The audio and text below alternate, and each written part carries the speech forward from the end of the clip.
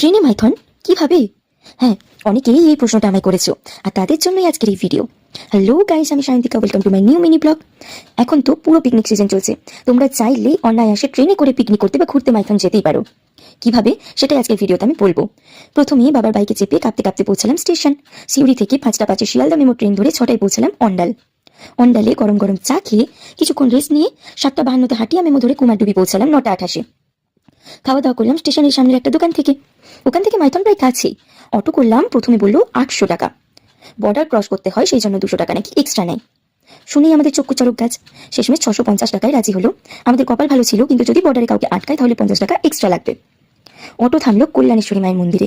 ওখানে পুজো দেওয়ার বা মাকে দর্শন করার জন্য একটাই লাইন। লাইনে দাঁড়িয়ে মাকে দর্শন করে তারপর আবার ওই অটোতে চাপলাম এবং পৌঁছে গেলাম মাইথন। সেখানকার ভিউ তো তোমাদের আমি আগেই দেখিয়েছি।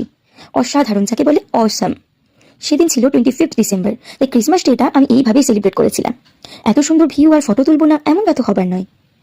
কিছুক্ষণ ফটো তোলার পর দেখলাম যে খিদেও পেয়েছে, আর সেখানে পাওয়া যাচ্ছিল ইডলি। সাইকেলে করে অনেক কাকু দেখছিলাম ইডলি বিক্রি করছিল 20 টাকায় 3টে। খেয়ে নিয়ে আমি গেলাম বোটিং করতে।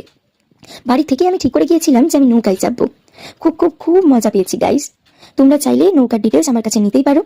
কোথায় কোথায় নিয়ে যাই বা কত টাকা নেয় এইসব জানতে গেলে কমেন্ট বক্সে বা ইনবক্স করে দিও। তারপর একটু মেলা ঘুরে চলে গেলাম ভাত খেতে।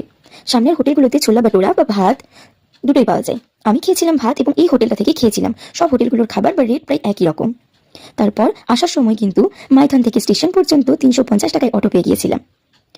সেখান থেকে ব্ল্যাক ডায়মন্ড বা বর্ধমান মেমো এক্সপ্রেস ট্রেন ধরে অন্ডাল আসা যায়, এবং অন্ডাল থেকে যে কোনো লোকাল ট্রেন ধরে অনায়াসে শিউরি পৌঁছে যাওয়া যায়। আমিও সেভাবেই কাঁপতে কাঁপতে বাড়ি ফিরলাম। টাটা, দেখা হচ্ছে নেক্সট ব্লগে।